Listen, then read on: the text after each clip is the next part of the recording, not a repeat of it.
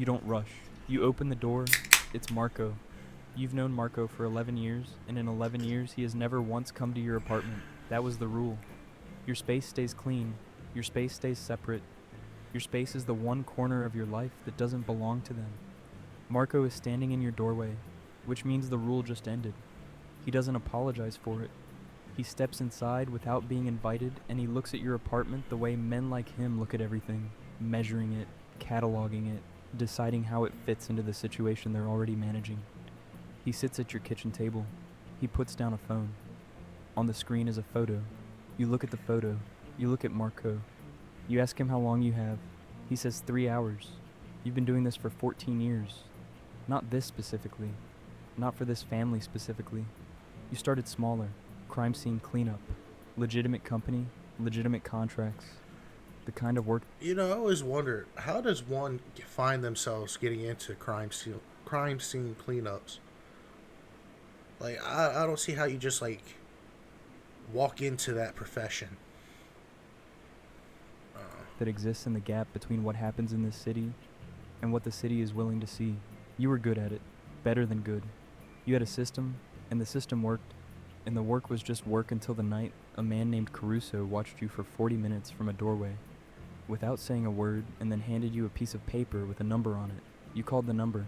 That was 14 years ago. You have cleaned 41 scenes for this family. You remember every single one. The address Marco gives you is 20 minutes away.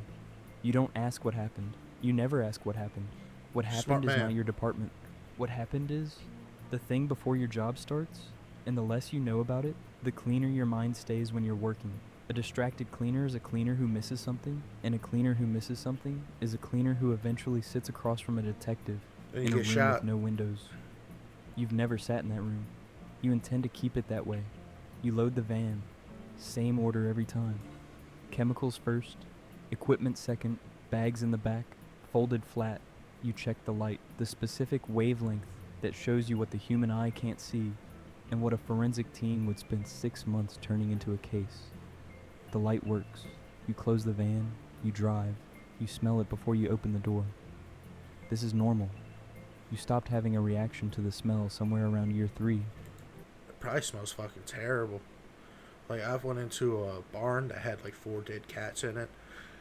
The reason why I had 4 dead cats in it is apparently one part of the barn collapsed during a storm and they got crushed, and we were there to clean it out because motherfucker paid us $100 each to clean out the barn. And I tell you, as soon as we opened that bitch, oh, it was terrible. I can only imagine what a human body would smell like. And now it's just information. Same way a doctor reads a chart. Same way a mechanic listens to an engine. The smell tells you things. Tells you how long. Tells you roughly what happened. Tells you what you're walking into before you see it. You put on your gloves. You open the door. The room is bad. Not the worst you've seen. You've seen worse. But bad enough that you stand in the doorway for a full 30 seconds, just reading it before you take your first step inside. This is your rule. The one you made for yourself on the very first job and have never broken since. You stand and you read the room. You find the story it's trying to tell. And then you figure out how to make sure that story never reaches anyone who can act on it. You turn on the light. The walls light up like a map. You get to work. 2 hours and 40 minutes later, you're done. Not almost done. Not mostly done. Done. You've been over every surface 3 times. Make sure you You've look on the checked every ceiling. corner the light touched, and every corner it didn't. You've bagged everything that needs to leave the location, and logged in your head every location in the city that can handle what's in those bags without a record. You do one final walk.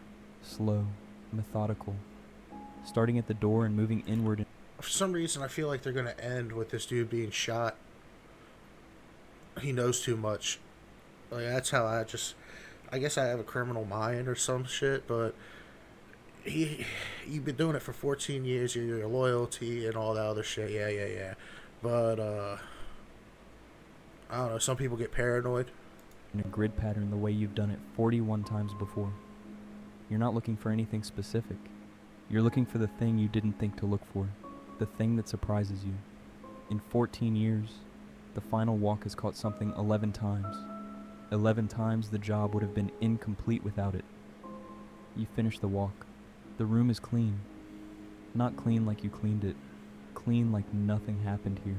You've taken 4 hours of a story that would have ended careers and lives, and you've turned it into silence. You pick up the bags. You leave.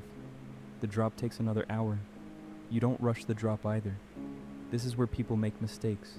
The job feels done because the location is clean and the mind wants to relax and the body wants to go home. And that looseness is exactly when errors happen. You drive the speed limit. Lock You in, stop boy. at every light. You take a route you've never taken before, and you watch your mirrors the entire way with the same attention you gave the room. You make the drop. You confirm. You drive home. Marco is still at your kitchen table. You didn't expect this. In 14 years, Marco has handed off a job and disappeared, but he's sitting there with 2 glasses on the table and a bottle you don't recognize, and he looks at you when you come in with an expression you've never seen on his face before. You sit down. He pours. I'm sorry. He broke the first rule, and he's doing this weird shit. I'm telling you. He coming for you, bro. It's time for you to skip town. Grab all your bread and get the fuck out of there. Well, it's probably too late now. You wait. He says the boss wants to meet you. You put the glass down. In 14 years, you have never met the boss. This was not an accident. This was architecture, carefully maintained by both sides, because both sides understood that the distance was the protection. You don't exist in the boss's world, and the boss doesn't exist in yours. You tell Marco you don't think that's a good idea. Marco nods like he knew you'd say that. He says it wasn't a request. The meeting is in 3 days. You spend those 3 days doing what you always do. Routine, dishes, morning walks, the ordinary surface of a life that looks like nothing from the outside. But underneath it is the calculation you've been doing since Marco left your apartment. You know too I'd be freaking the fuck out the entire time, dog. much. You've always known too much. 41 scenes, 14 years. You are the single most dangerous person this family has ever employed, because you are the living record of everything they've needed to erase. Every other person who knows what you know is gone. You made sure of that yourself, though you didn't understand that's what you were doing at the time. You understand it now. You think about running. You think about what running looks like. New city, new name. The family has people in 6 cities and relationships in 12 more. You know this because you've cleaned scenes in 4 of those cities. Running is a plan that only works if they let it work, and you already know they won't.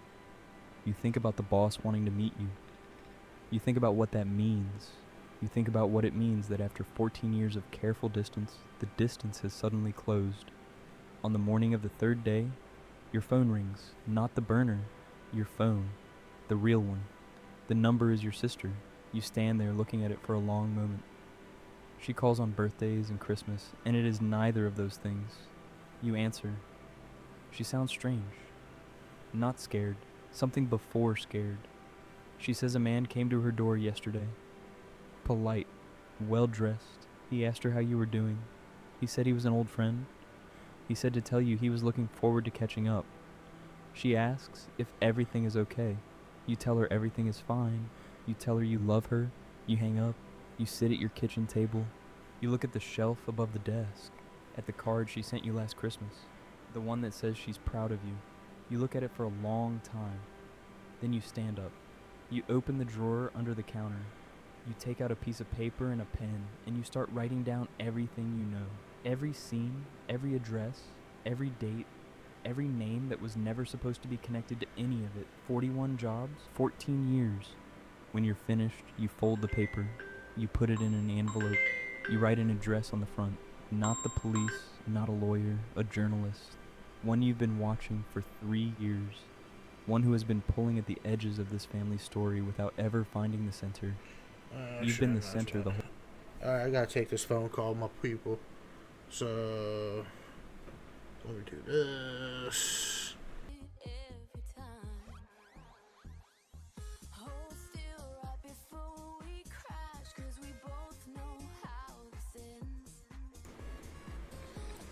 Alrighty. Sorry about that. Yeah, my boy called me, checking on me. I haven't talked to his ass in like fucking really long time. Just make sure everything was good. Nothing happened or emergency or anything like that. But let's get back to this. Whole time. You put the envelope in your jacket pocket. You pick up your keys. You have a meeting to get to. You walk out of your apartment. You don't look back. You spent 14 years making sure other people's stories disappeared without a trace. It's time someone finally tells yours. Left 4 Dead crossover.